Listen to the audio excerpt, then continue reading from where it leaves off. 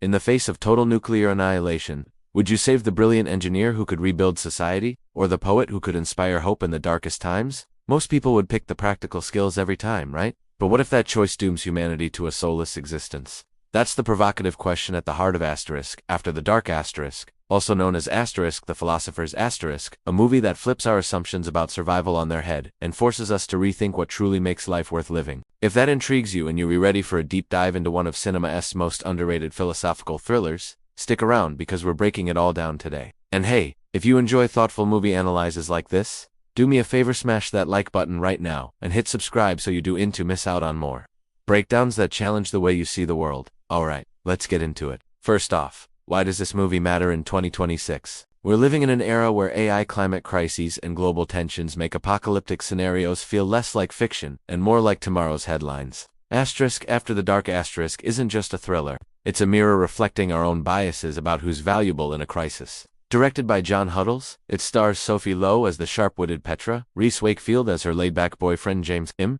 and James Darcy as the enigmatic teacher Mr. Zimmet. Set in an international school in Jakarta, the story unfolds on the last day of class for a group of 20 graduating seniors. Instead of a casual send-off, Mr. Zimmet drops them into a high-stakes thought experiment that's equal parts intellectual puzzle and emotional gut punch. He paints a vivid picture of an impending atomic apocalypse, complete with a bunker that can sustain exactly 10 people for a year, long enough for the radiation to clear. The catch: there are 21 of them, including Zimmet himself. They have to decide who gets in and who gets left behind to face a horrific death.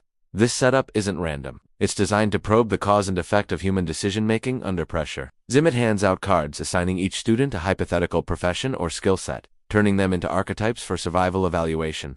For instance, James draws organic farmer, useful for growing food post-apocalypse, while Petra gets engineer, perfect for fixing tech in the bunker. Others aren't so lucky. Beatrice pulls fashion designer, which the group quickly deems useless in a doomsday scenario. The logic here is straightforward. Prioritize skills that directly contribute to rebuilding society. The cause is limited resources. The effect is ruthless triage based on utility. The implication? It exposes how quickly we dehumanize people when stakes are high. The students debate, vote, and select the top 10, including James and Petra, but they hesitate on Zimmet because his card is a wild card, his skills are hidden. In a show of trust, they let him in initially. But here's where things get dark, and I mean really dark.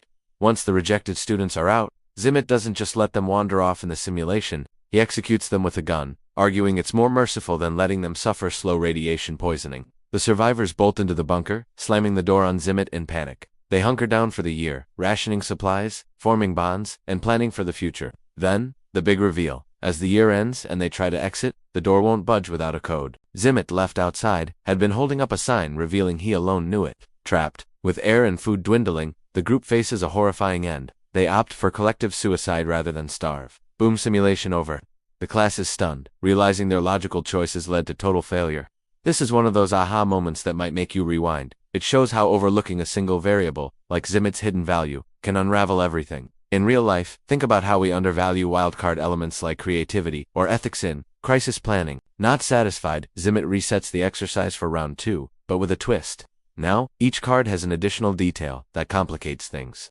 Georgina, previously in as a surgeon, might now have Ebola exposure suddenly. She's a liability. James is revealed to be gay in this scenario, which sparks debate about repopulation. Despite that, Petra and James still make the cut because their core skills outweigh the hurdles. Zimmet joins them, and inside the bunker, the focus shifts to procreation to restart humanity. Heterosexual pairs form, but with James out of the mix for that, Petra ends up paired with Zimmet. 10 weeks pass with no pregnancies. Tensions rise, and Zimmet pushes for partner swaps to maximize chances. When Bonnie, a soldier with eidetic memory, refuses, Zimmet pulls a gun. Chaos ensues. Jack stabs Zimmet, who in retaliation opens the bunker doors, exposing everyone to radiation and killing them all. Back in class, James confronts Zimmet, accusing him of rigging the game. He checks the card box and finds that his and Petra's cards were manipulated. Zimmet's way of forcing James to face his supposed privilege and lack of real-world readiness.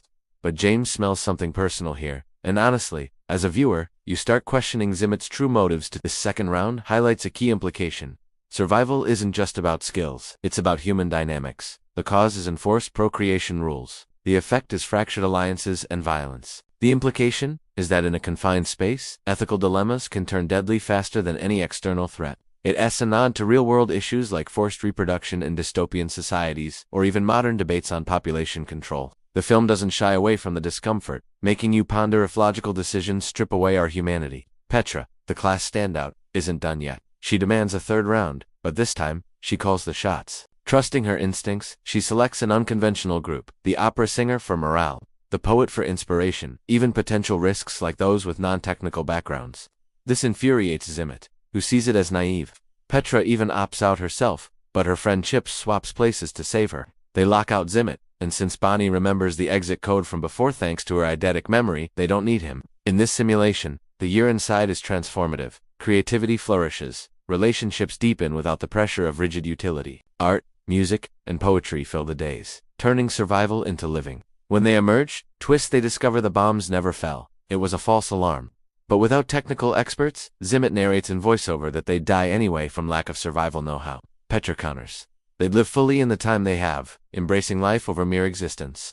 Outside the bunker, in this fantasy, the group thrives briefly on a beach, until Zimmet shows up after surviving alone in a cave. He aims a gun at James, but the others stand united, shielding him. It's a powerful visual of solidarity, trumping individualism. Back in reality, the class wraps up, but Petra stays behind to confront Zimmet. She uncovers his ulterior motive. He's been having an affair with her, and resents to James, using the exercise to prove James is unworthy. Petra fires back that intelligence alone isn't enough, heart and connection matter more. The film closes with Zimmet alone, reaching for a pistol in his desk. A gunshot rings out, but then we see alternate endings. One where he shoots himself, another where he doesn't, echoing the hypothetical nature of the experiments. It's ambiguous, leaving you with that mental closure of infinite possibilities. Wrapping this up, after the dark asterisk. Is UNT about who survives it, S about how we define worth, in a world that often prioritizes the wrong things. The cause of our flawed choices, rigid logic, without empathy. The effect, missed opportunities for true human flourishing. The implication for us? In 2026, as we navigate uncertainties, maybe it's time to value the artists and dreamers as much as the builders. This movie delivers a satisfying punch because it resolves the confusion of survival ethics by showing that balance is key. If this breakdown sparked some thoughts for you, drop a comment below. Who would you save in the bunker, the engineer or the poet?